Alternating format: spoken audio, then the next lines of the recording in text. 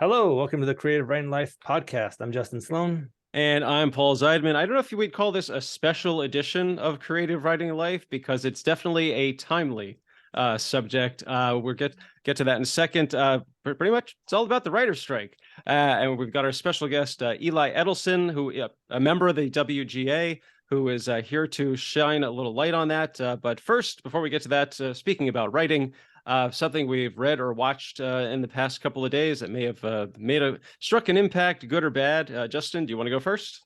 Sure. I've started reading via audiobook, so listening to A Court of Thorns and Roses. I've never listened to a Sarah J. Maas book before, so I figured I would, in part because my wife's publishing a lot of paranormal and fantasy romance, and I'm weighing in on decisions because I'm the publisher of the house traditionally, but now she's taken over, so I feel like I'll just be her assistant. But I'm enjoying it. It's fun. I'm only like 2 chapters in, and it feels very, in line with that style where they get a lot more internal. It's YA, so like they get a lot more navel gazing and internal versus a lot of the books I generally read, but I'm enjoying it.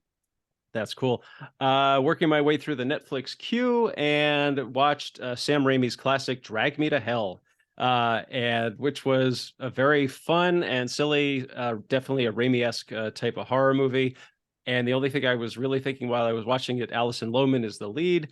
This poor actress had to go through literal hell to get through this because there's so much terrible things happening to her during filming. She gets all this disgusting stuff dumped on her throughout the course of the movie. And that could be why she really hasn't acted much lately. Maybe it put her off of acting. Who knows?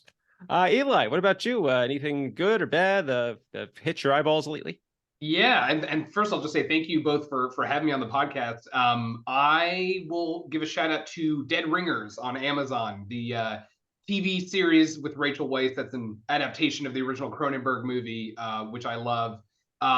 Yeah, I wouldn't say enjoy is the word because it's pretty out there, pretty intense. But it is some incredible TV, and they take some huge risks and huge swings. So you have to be in the right mood for it, but I'm a big fan. I like TV that sort of pushes boundaries, and this one definitely does that. So Okay, Awesome. sounds good. So Eli, tell us a little bit about yourself, some of your background, and how you got into the WGA. yeah, so I pretty much always worked in the film industry right out of college. I, like so many people, came up as an assistant. So I was assisting the COO of a film sales company called Film Nation Entertainment. That was sort of my first job in the industry in New York. I eventually moved to LA in 2015, and I kind of did every sort of assistant job you could imagine, from working on shows, assisting directors, showrunners. I worked in TV development at Miramax. And finally, I got to sort of the coveted position of being a writer's assistant, which, for those who don't know, you're kind of the apprentice in the writer's room, taking notes, helping the writers, learning how the show is getting made. And I worked on several shows as a writer's assistant, including Raised by Wolves on HBO Max, or formerly HBO Max, now Max. And eventually was able to get promoted from writer's assistant to staff writer on a show called Motherland Fort Salem, which is a freeform Hulu show about a sort of alternate world where it's an all-female, all-witch U.S. military. So it's sort of high fantasy drama, great world building. And so I worked on that for the last 3 years and change. And that ended last year. And then the strike began. So here we are. Yeah, and I should mention how I know Eli. So I went through the Writers Guild Foundation Veterans Writing Project, and Eli is a mentor. Is/was. Are you still doing that? I Cool. am. We Yeah. have our pitch night coming up in a week. Yeah. Oh, exciting. So yeah, so you weren't in my group, but I met you through Chad, who was actually on this podcast before as well. And so I met you through him, and then also found out that you had worked previously with somebody I was working with at Impact Theory, Casey Wolf, who's an awesome dude. And so we have this like small world, multiple connections going on. And Eli has been very engaged in the strike, so we thought we would bring him on to talk about that. And you actually play a role in all of this, right? Like, isn't there some title you have? Yes. Yeah, it's probably worth mentioning. So I'm a captain in the guild, which kind of means I represent a group of about 45 writers who are, I'm just looking out for their best interests. I'm sort of a mid-level bureaucrat, for lack of a better word. I sort of bring their complaints and questions and concerns to the guild leadership. but also now that the strike is in full swing, I coordinate a lot on like a studio lot. So I'm at Sony every day, picketing from at least 9 to 1, sometimes 9 to 5. And I sort of coordinate people coming out to join the picket line. Also going to do kind of, I guess I would describe it as guerrilla picketing for shoots. So like when there's a 4 a.m. Call time for a TV show, I'll show up with maybe 4 or 5 other picketers. We'll set up a picket circle, and that's been really effective these last 2 weeks because the Teamsters will not cross our picket lines, and we shut down the production. So it's a really effective way to sort of show the studios that we're serious, to cause them real pain, to show that they need us and they need the Teamsters also to make their TV. So it's been very busy, but very sort of thrilling and fun, and I highly encourage anyone listening to come out to the picket line. Yeah, let's talk about the picket line real quick, and then I'll let Paul start us off with like more of the detailed part of it since he has that printout with him. But so I went out to the picket line at Universal, and hoping to go over to Disney and Warner Brothers soon. And then the week of the 23rd is my birthday, so I figure I'll go out there then as well, so I can be like celebrating on my birthday all the cool writers and what we're fighting for. Love it. I love it. But yes, I had some questions like what you were just talking about, how you do that circle. So like, what's the etiquette? Like in terms of if a car is trying to get through, are you supposed to try to block them? What's the deal there? Yeah, no, and actually that's been a very important thing. We're not trying to block traffic. We're not trying to, stand in front of people's cars. Most of these people are just trying to go to work. They're an appendage. They work within the studio, but it's not like they're the AMPTP. These are people who, work in music licensing at Sony or whatever. So we have no ill will towards those people. And it's really just about making sure the studios see us day in and day out. We're not trying to, create a blockade. So as long as there's a crosswalk, we just walk in circles, and then when the light changes, we stay out of the road, and it's sort of simple. We're not yelling. There's no, none of that stuff. The real difference with the production, picketing is IATSE and Teamsters a lot of the times will not cross the picket line. So that's not about making sure the truck doesn't get in. It's more about making sure that the Teamsters see us picketing, and then they'll just choose to turn that truck around because they will honor the picket line. So we are really thankful for their solidarity because, they are helping make this strike much more important in the news and more costly to the studios. So yeah, that's sort of part of how it all works. So that's mostly just unions showing that unions stick together situation. Exactly. Cool. And then in terms of like, there's a lot of posts out there about pre-WGA and actors and other people going out there to support the WGA. And I'm curious about that. Like, is there any kind of like no-nos? Like, should you not be talking about what you're working on, or should you not be trying to network or that kind of stuff because you're there for a purpose? Is it weird if you're like, hey, dude, what are you writing? Do you have any advice? Read my script. Yeah, especially that. But yeah, do you have any of that you want to share with people who are considering going out there? That's a great question. To everyone, I would say, please come out. It's a very friendly, inclusive, communal sort of environment. You don't need to be a writer. I mean, if you are a writer, whether you're WGA or not, that's great. And you're going to have folks to sort of commiserate with and talk shop all day.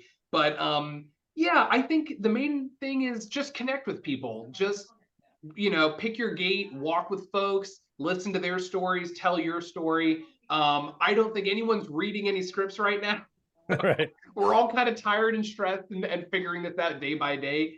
So I think make the relationship, and I bet they will ask to read your script in due time. But we got SAG, we got composers, we have everyone involved in the industry who wants to come out and support us.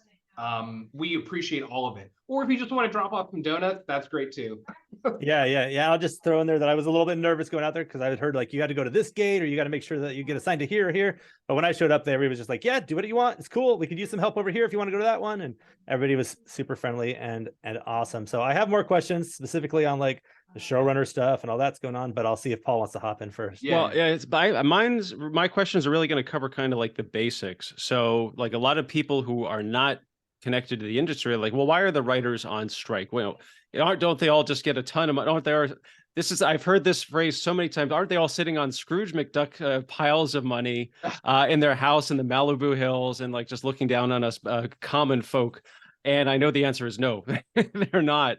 So a lot of it is like, what's the strike about? So I know residuals is a big part of it. and writers' rooms, and also an AI is a big factor this time around. So, I mean, can you address those? Feel free to go into detail or explain it. So, pretty much that, someone who is not in the entertainment industry can get a better grasp of it.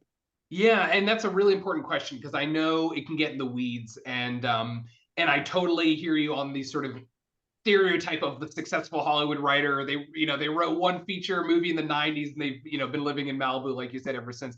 What I would say, first of all, is that is the tiniest slim minority of the Writers Guild. I mean, the Writers Guild has over 11,000 members, and the vast majority of them, we're just aspiring to have a middle class, stable career. And, a lot of us, as a result of the changes that the streamers have been, sort of inputting into our industry, it's become impossible. And a lot of us have had to take second or third jobs, or we've had to leave Los Angeles because it's too expensive. So when folks hear about Hollywood writers, it sounds like we're living the life of privilege, but most of us really are just trying to make this work as our job. And keep our health insurance. So that's the first thing. These issues are not light issues. They're not about, oh, I want this many more millions. Now, the 30,000-foot view of like what's happening, the simplest way I could put it is if you think about what Amazon has done to like their warehouse workers and the sort of gigafied, pushed to the edge, sort of difficult environment that has pushed those workers so hard that they have to unionize. That is what they've been trying to do to writers in the industry. And it's not just Amazon, it's changes in the last 10 years as a result of Netflix and Apple and Amazon, all the other ones. So what that means in practice is the writers' rooms are much shorter. You get paid the minimum amount that's called minimum scale for those writers' rooms, or sometimes mini rooms as they're called. And on top of all that, a sort of classic thing that writers have relied on, which is the residual, which is basically when your episode or movie is a rerun, you should get a little slice of that profit when you get a rerun of what you wrote. That doesn't exist anymore on Netflix, on Apple, any of those things you're watching, via like Roku or over the internet. The writers are not getting a piece of that anymore, and that was a very necessary piece to be able to give us our health insurance and cover us, when we have a good year versus a bad year. So all of the sort of staples of what made this a possible middle-class lifestyle have been taken away. And so that's why I think it's really a sea change kind of moment. And we're saying, hey, we know this is a new paradigm. We know we're not going back to the 90s. We know Netflix is here to stay, but we need to make this work for us so we can, actually just keep this as our day job. So that sort of hopefully answers the general part of your question. I'm happy to get into specifics, but. No, that really does, because I know I was very curious about a couple of things you talked about. Well, I'll get to mini rooms in a second, but the one that really struck me is about the whole residual thing, that the amount, I guess the percentage, has just slowly reduced over time. Now, I know when the writers' strike or when the Writers Guild last went on strike, which I believe was 2007, that streaming really wasn't a thing then. It was just starting, or it was on the horizon, and I guess the opinion was, oh, we'll just deal with that when it happens. And it exploded, especially the past couple of years. But so why has the percentage for residuals gone down, whereas I guess the profits for the companies keeps going up? Are they just trying to keep more for themselves? Do they just think, well, the writers are interchangeable, we don't really, they're not as important as getting it out and the marketing and all of that kind of stuff? Yeah, I mean, the short answer, I think, not to sound too glib, is corporate greed. I mean, that's the short answer, because what essentially the streamers have done is say, okay, there's a new way we're going to create and release and distribute shows, which is like, fair enough. That's fine. It's always good to innovate. But as they've innovated, they have found every way possible to undervalue the work that the writers are doing. So they might get 10 episodes of content, which would have been 10 episodes on a network that would have paid a certain amount. And they have found ways to wring those 10 episodes of content out of us with fewer writers in a shorter room, and basically say, well, this isn't a rerun because this is our main distribution platform, so you're never going to get a cut of it. And so, for example, you could write an episode of The Night Agent, or like one of those other very popular for the week on Netflix. Like, you could write one of those episodes and 50 million people could watch it 5 times. and that sort of barometer of success will not be reflected in any residuals. Versus back in the day, you could write an episode of Bones or Psych or any of those procedurals, and at least when they were hits and they re-aired, it was like, okay, well, the writers will get a small cut of this. So basically, I would say the streamers have cut out all of the old ways that writers were able to share in the profits of their success.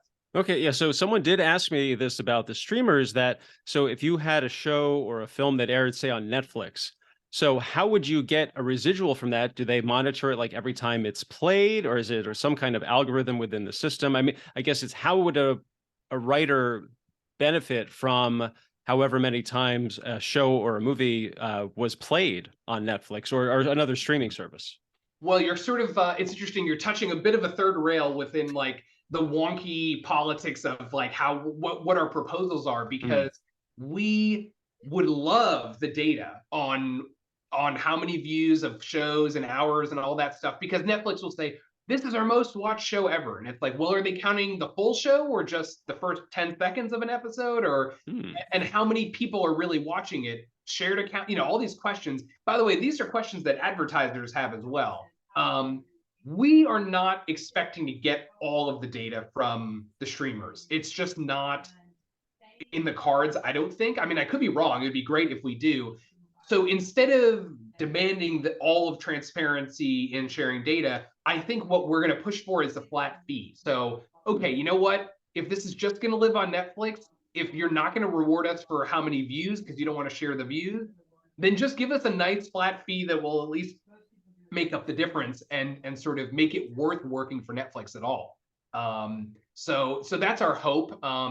In the past and currently up until the strike, I mean, it's varied widely. Some shows you get a bit of residual, some none. It's really kind of at the streamer's behest. So okay, and so the last one I have before tossing it back to Justin. So when a TV show is made, it's usually done by the writer's room. Usually a lot of writers and maybe the showrunner and maybe, I don't know, a couple of assistants. So now one of the things that is a big issue within the strike are mini rooms. So can you tell us a little bit more about mini rooms, like what they are and how they, I guess, how they relate to the standard writer's room?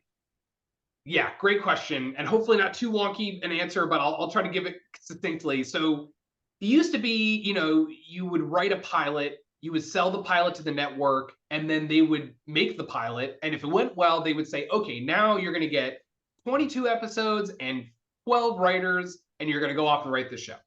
Now there's a thing which has come with the advent of the streamers called a mini room, where they essentially say, you know what? Why don't we just get 3 or 4 writers together and we're going to call it development as opposed to writing the show. And you're going to develop season 1 and we're going to see if we like it. And hey, if you happen to write some or all of the episodes, great. When we greenlight it officially, then we'll have those episodes written. And so that sort of development loophole has led to most shows being written, some if not all, in a mini room where you get paid the absolute minimum, you're working with fewer writers, and sadly, most of those writers will not be involved in production if the show does go. So a lot of the times, the showrunner will try to elevate and teach their writers by bringing them to set, by giving them producing responsibilities. And that sort of creates a pipeline of like, oh, here's how I grow. Here's how I learn how to make a show. But with the mini room, all of that goes out the window. So it's sort of siloing and undervaluing writers is the easiest way to put it. Okay. No, yeah, that definitely helps clear it up. I will toss it over to Mr. Sloan now. Oh, can't hear you. You did. Yeah, I had to cough for a second there and I forgot. Yeah, so following a lot of what's been like online and the different podcasts I've been listening to, John August has been doing some great little sidecasts where he gives us updates and all that. But like, the one I've been keep looking out for and looking for answers on and what the people are doing is about the showrunners and about the non-writing duties of anybody with a producer capacity.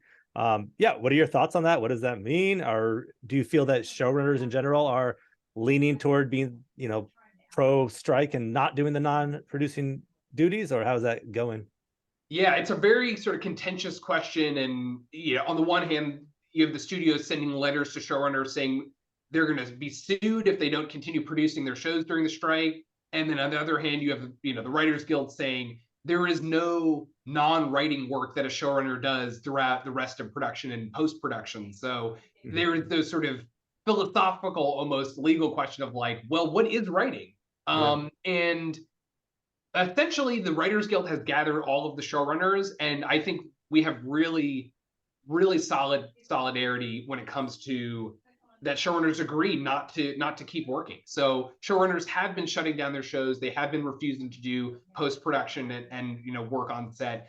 And it's almost at this point like it's a bit of brinksmanship. Like, okay, we dare you, Disney, to sue 500 showrunners because first of all, the guild will back them up. Second of all, who's going to want to work with you after that? You know what I mean? If there's only so many successful showrunners, it's really that's a sort of scorched earth policy. So I think Disney and Netflix and a few of the others that have made statements against showrunners, they're not going to follow through with it, and the showrunners are really holding strong. And just to give an example, it's like if you're on set and you're the showrunner and you're not supposed to be writing because your guild is on strike, and the actor says, hey, can we change this line? Or, hey, can we make a production adjustment? Can we make this night for day? That sort of thing.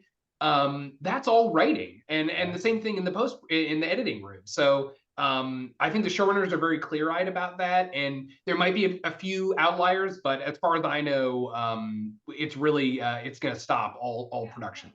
Yeah. I saw that Terry Gilroy, is that his name? Who did Andor? He was Tony Gilroy. Yeah, Tony. Sorry, Tony Gilroy. Yeah, he was posting that he wasn't doing that and hasn't been, and so he's stopping Andor, and that was one of the big controversial ones that people thought he might have been, but he's like, nope. So that's cool. So based off your experience being in the room and the roles you've had, you totally agree with like that's all writing, as you just said. I 100%. Yeah, someone who's covered set for every show that I've worked on.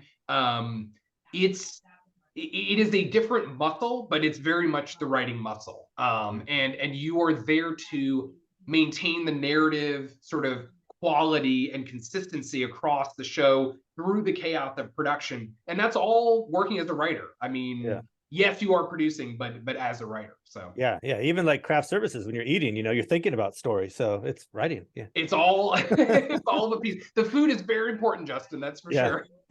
Taking showers. That's when the best ideas hit me. No more showers for the rest of the strike. So I'm curious also about the everybody's asking about fellowships and these kind of things, and which I guess there's the email or the phone number you could just call to find out about the stuff. But looking at places like the Universal/DreamWorks Fellowship, that kind of stuff, there's some obvious ones, but like that one, like DreamWorks isn't one of the companies, is it? But it falls under Universal, so then it is. Or how does that kind of stuff work? Like, do you have thoughts on the fellowships?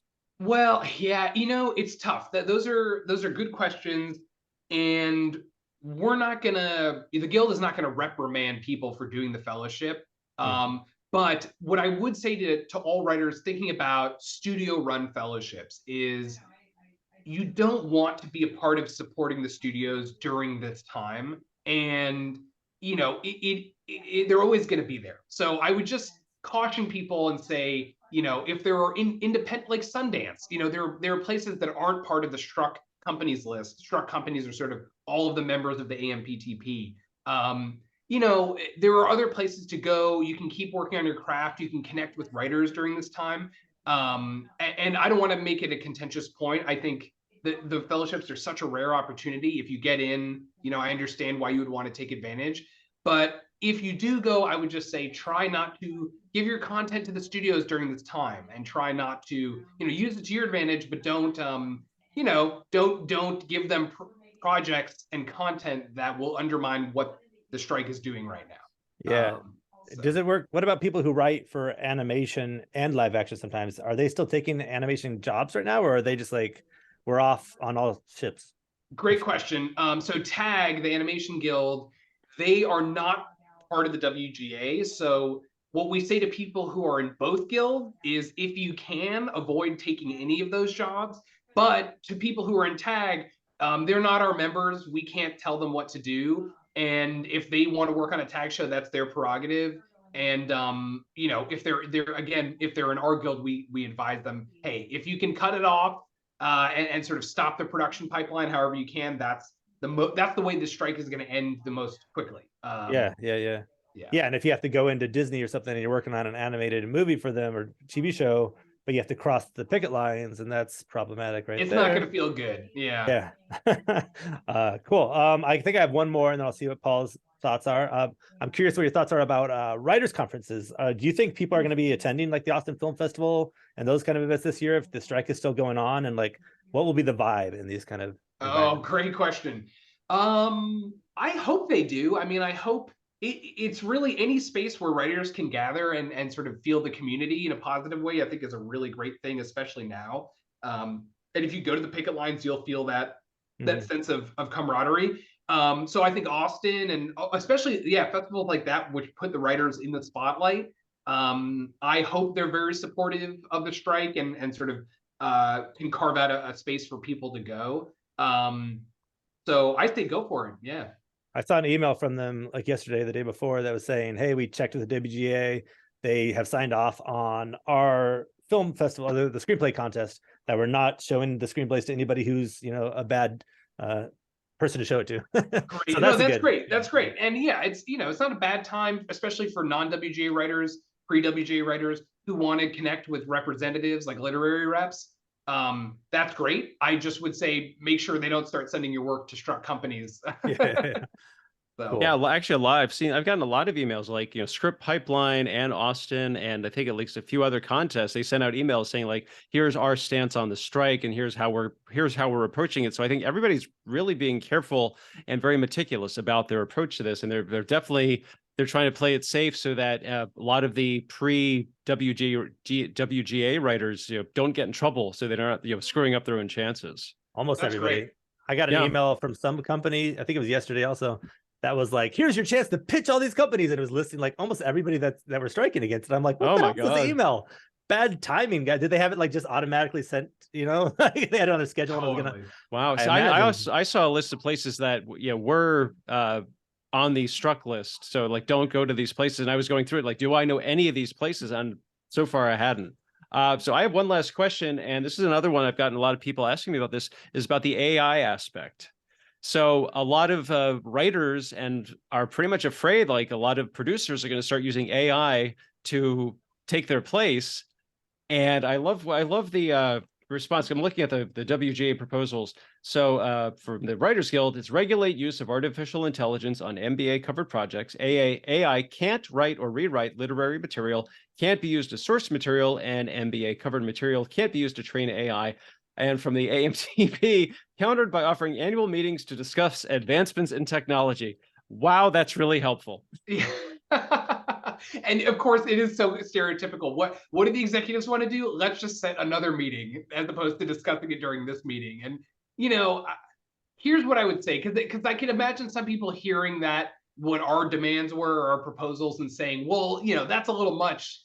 You know, we don't even know what AI is yet, and that sort of thing. Just to illustrate like a few examples, what we're specifically worried about, like, is if you come into a studio and they have some idea and they have AI write a terrible first draft and then say, we own this, it's the AI that wrote it, now you as the writer can do a pass on it, we'll pay you nothing to do the pass. Ooh. And actually make it a, you know, better human script. So I think that's one concern. Another concern is like, okay, let's say you write 2 seasons of a hit TV show. Is the AI generative, you know, AI like a ChatGPT, is that going to be developed enough that they can run 20 of your episodes through it and then start turning out new episodes that are essentially infringe on your copyright?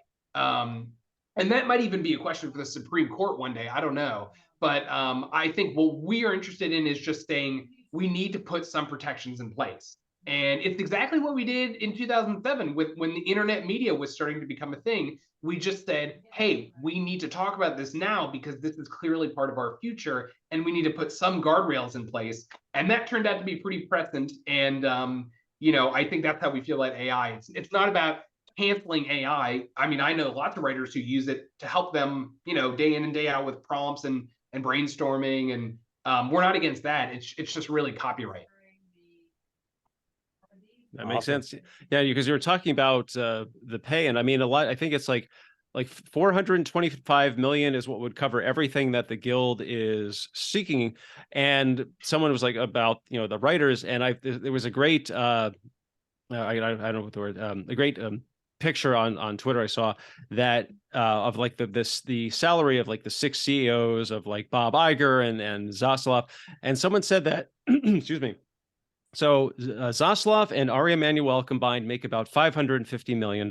Two guys, 550 million. So you could cover everything the guild wants, and they would each still make $63 million a year. And apparently that's not enough. And so I It's can insane. understand why the guild would want to go on strike. It's painful when you put it in terms like that, and or even just logically, like, okay, the strike has already caused most of these companies' stocks to go down 1%, and it's like that 1% is more than we're asking for in total. So you know, it is, when we say corporate greed, I think that's what we mean. It is about control and being sort of unreasonable, and it's a lot of the mentality of, you're just lucky to be here, you're just lucky to be doing this job, and it's like, trust me, we do feel lucky, but we also need to make a living.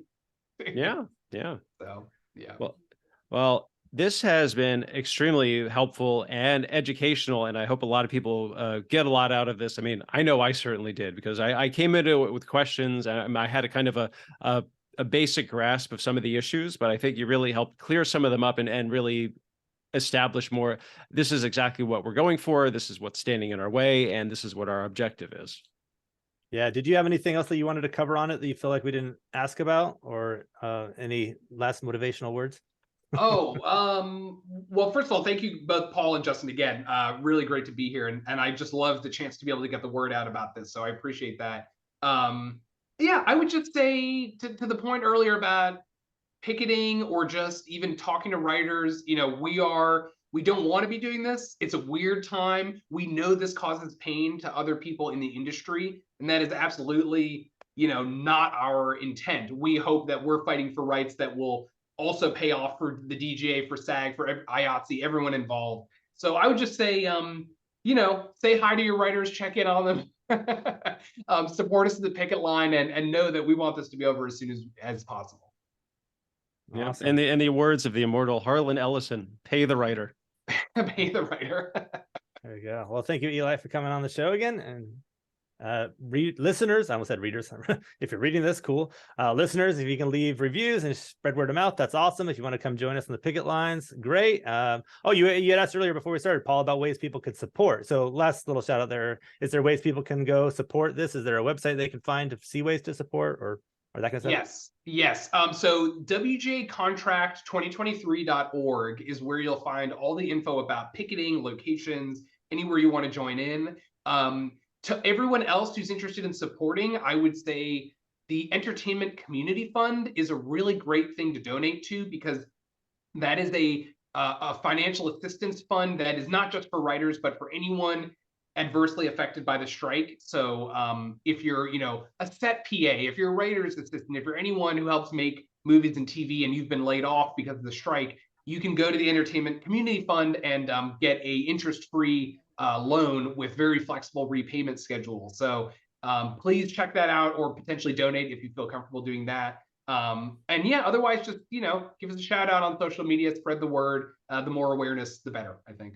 That's great. And we also discussed this before we started. There are a lot like crowdfunding type of things. There's one writer who organized like a coffee truck, and other persons, like, you know, if you don't donate $10, that's the equivalent of one pizza that we can bring to the picket lines. So, you know, again, food is always welcome, especially when you're on the picket line. I mean, both of you, I'm sure, can attest to that.